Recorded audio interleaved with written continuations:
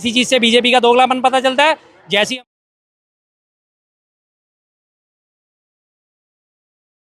नमस्कार। चर्चा करेंगे जातीय जनगणना पर। लगातार जिस तरीके से देखा जा रहा था, राहुल गांधी लगातार कह रहे थे कि देश में होनी चाहिए, पता चले कि कितनी जाति के कितने लोग हैं, सबको हिस्सेदारी हो, भागीदारी मिले, इस तरीके की तमाम जानकारियां सामने आ रही थी। अब अचानक से भाजपा का ऐलान सबको चौंका देने वाला है, क्योंकि देखा जाए जहां एक तरफ पाकिस्तान से बदला लेने की बात चल रही है, वहीं दूसरी ओर जातीय जनगणना की बात शुरू हो चुकी है। बिहार चुनाव है और उसके बाद उत्तर प्रदेश के भी चुनाव है। आखिरकार सरकार के दिमाग में क्या कुछ चल रहा है, इस पर लगातार जनता जानने की कोशिश करें। हमारे साथ शर्मा जी। सर, सीधा सवाल ये है कि कहा तो देश को बदला लेना है और अब कहा जातीय जनगणना की बात अचानक से।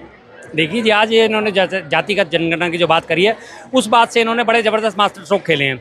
सबसे पहले तो देश ने जो बदला लेने की बात थी, उस मामले को छुपा दिया। आज तमाम चैनल पे, तमाम यूट्यूब चैनल पे, तमाम सोशल मीडिया पे सिर्फ एक ही बात गूंज रही है। तमाम कांग्रेसी आज फूले नहीं समा रहे, हम जैसे लोग फूले नहीं समा रहे कि हाँ जी, राहुल गांधी जी की बात मान ली गई। लेकिन बात मानने की शर्तों पर गई है कि अब आप हमसे पहलगाम के मामले पे सवाल नहीं पूछोगे, क्योंकि आज मीडिया कोई भी सवाल नहीं उठा रहा। पहलगाम में आज 9 दिन हो गए, 22 तारीख को हमला हुआ था, आज 1 तारीख आ गई है। करा क्या उन्हें मुंह तोड़ जवाब दिया। दूसरी चीज़, कॉमनवेल्थ घोटाला, उसका भी आपने देखा होगा फैसला आया, कोर्ट ने सबको बरी कर दिया। कॉमनवेल्थ घोटाला कोई घोटाला साबित नहीं हुआ, तमाम लोग आज उसमें बरी हो गए। उससे ध्यान हटाने के लिए जातिगत जनगणना की बात कर दी। तीसरा, एक हफ्ते पहले की जो एक और डिसीजन था, राउज एवेन्यू कोर्ट ने जो है ईडी को फटकार लगाई, या तो सोनिया जी और राहुल जी के खिलाफ सबूत लेके आओ, मनी ट्रेल साबित करो, पैसे का लेन देन हुआ है साबित करो, वरना मैं इन्हें नोटिस जारी नहीं करूंगी। आप तथ्य सबूत लेके आइए, तब हम इस पर नोटिस जारी करेंगे। उस पर उनको बैकफुट पे आना पड़ा, फेलियर हो गया। अब ये तमाम चीज़ें जो है, इन चीज़ों पे जब सरकार को बैकफुट पे आना पड़ा, तो उसने अपने पिटारे में से निकाल के लाके जातिगत जनगणना की बात करके रख दिया आगे सामने।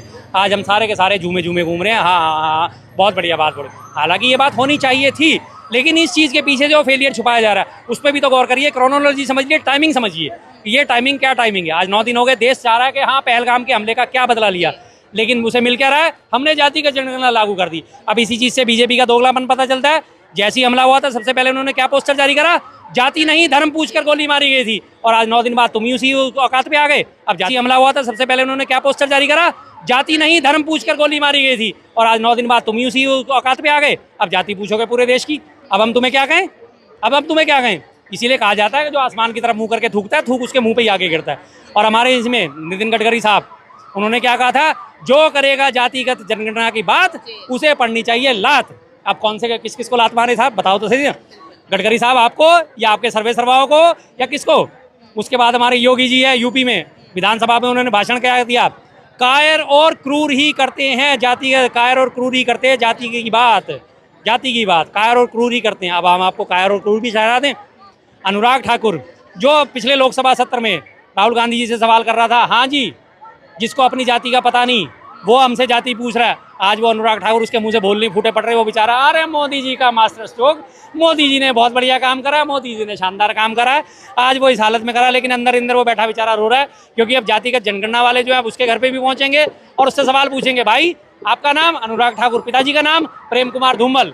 फिर वो उन्हें हैरानी से देखेगा, इधर ठाकुर उधर धूमल, भाई ये चक्कर क्या है, ये केमिकल लोचा क्या है, तो उसके बाद जवाब नहीं होगा। तो इसलिए आज वो बेचारा अंदर ही अंदर परेशान है। इसलिए कहते हैं कि बड़े बोल नहीं बोलने चाहिए, और आसमान की तरफ मुंह करके थूकोगे तो आपके मुंह पे ही आके गिरेगा। और आज वो इस बात सत्यापित हो गई है। लोगों के मन में ये सवाल है कि जातिगत जनगणना होती है तो इससे लोग साथ में आएंगे या फिर बटेंगे, क्योंकि बटेंगे और कटेगा वाला जो बयान है वो भी आपको अच्छे से याद होगा। तो ये सब याद है, बटेंगे तो कटेंगे। जातियों में बांटने की कोशिश करी जा रही है आपको, जातियों में मत बटो, सिर्फ आप सारे हिंदू हो तो हिंदू ही बन के रहो। और आज वही पार्टी आज सबको फिर से जातिगत जनगणना की मांग करके आ गई है। कितने बड़े दोगले लोग हैं, इन्हें पता नहीं कौन सा कोर्स कराते हैं यार, कौन सी गुट्टी पिलाते हैं, इतनी बेशर्माई से ऐसी दोगली बातें कर जाते हैं। भाई कसम से हिम्मत है इन लोगों की यार। इस मामले में मैं इन्हें सैल्यूट करता हूं कि वास्तव में इन लोगों के पास हिम्मत है, इतनी दोगली बातें, इतनी शानदार बातें कर जाते हैं और माथे पे शिकन नहीं आती। अपने ही कहे से पीछे हट जाते हैं, अपने ही थूके को चाट लेते हैं, लेकिन इनके माथे पे शिकन नहीं आती। आज उसी बात को मुद्दा बनाते, आज आगे कि नहीं जी जातिगत जनगणना तो होनी चाहिए। तो ये बात तो हम कब से कह रहे थे, पूरा विपक्ष इस बात को कह रहा था। राहुल गांधी जी कह रहे थे, अखिलेश यादव कह रहे थे, ममता बनर्जी कह रही थी, तमाम विपक्ष इस बात को कह रहा था जातिगत जनगणना होनी चाहिए, ताकि पता चले कौन सी जाति ऊपर उठ चुकी है, कौन सी जाति नीची रह गई है, किसको आरक्षण का लाभ मिलना चाहिए, किसको नहीं मिलना चाहिए। सीधी सी बात। इस तरीके से राहुल गांधी 50% आरक्षण वाली जो बात थी उसको खत्म करने की बात कर रहे थे, तो अब क्या जो जाति जनगणना वाले, क्या वो मैटर अब खत्म हो जाएगा विपक्ष की तरफ से और 50% वाला उठाया जाएगा? नहीं, 50% वाला मुद्दा तो अब आगे जब उठेगा तब उठेगा। फिलहाल तो अभी ये शुरुआत करेंगे, सेंसस होगी तब उसके बाद उसमें भी अभी अमेंडमेंट करा जाएगा। इस चीज़ को सामने रखते या नहीं रखते, तो मैं तो इसके फेवर में पहले भी था भाई। मैं तो कहता हूँ हर एक भारतीय के बारे में स्थिति का पता होना चाहिए सरकार को, कौन सा भारतीय किस स्थिति में गुजार रहा कर रहा है, उसके पास क्या अपना पेट भरने के लायक रोटी भी है या नहीं है, या वो सिर्फ जाति के नाम पे भूखा मर रहा है। तमाम सवर्ण लोग हैं आज भूखे मर रहे हैं, पैसा नहीं है उनके पास, लेकिन सवर्ण है, उन्हें आरक्षण का लाभ नहीं मिल सकता, लेकिन उनकी जाति उनके आड़े जाती है, पता नहीं चल पाता कि वो ऊपर उठे या नीचे रह गए हैं। और तमाम जो ऐसे लोग हैं जिनकी जाति जो है उसमें आती है, आरक्षण में आती है, लेकिन आज वो मजे ले रहे हैं, 3-3, 4-4 पीरियड से आरक्षण का लाभ ले रहे हैं। अब उनका जो है सामाजिक उत्थान हो चुका है, अब उन्हें नीचे आना चाहिए। तो ये उथल पुथल करने के लिए जाति की जनगणना बहुत जरूरी थी कि कौन सी जाति ऊपर उठ चुकी है, कौन सी नीचे रह गई है। उम्मीद है कि बिहार चुनाव से पहले कुछ इसमें होगा, कोई स्टेप लिया जाएगा, या फिर बिहार चुनाव के बाद कुछ होगा, या होगा ही नहीं? कुछ नहीं लिया जाएगा, ये घोषणा कर दी है। घोषणा वीर बहुत बड़े हैं हमारे यहाँ, सारे के सारे घोषणा वीर है। जैसे अभी हमारे पहलगाम हमले के बाद ही घोषणा करी गई थी कि सिंधु नदी का पानी रोक देंगे। कितनी बड़ी घोषणा हुई है ना, सब जानते हैं। कोई एक नल नहीं है, वो एक पाइपलाइन नहीं है कि यूं नॉब घुमाई और पानी रुक जाएगा, सब जानते हैं इस बात को, कोई ऐसा नहीं है। लेकिन घोषणा करनी थी, घोषणा कर दी। हमारे वाले ने अपने यहाँ तालियां पिटवा ली, पाकिस्तान वाले ने अपने यहाँ तालियां पिटवा ली। हमारे वाले ने घोषणा कर दी, हाँ जी पाकिस्तान का पानी रोक देंगे, पाकिस्तान बूंद बूंद पानी को तरस जाएगा, मर जाएंगे पाकिस्तानी, प्यासे मर जाएंगे। तालियां तालियां तालियां तालियां। वहाँ वाला कोई वो बिलावल है, क्या नाम है, शहबाज शरीफ क्या है वो, उसने वहाँ घोषणा कर दी कि अगर उन्होंने पानी रोका, सिंधु नदी का पानी रोका, तो उस नदी में पानी नहीं खून बहेगा।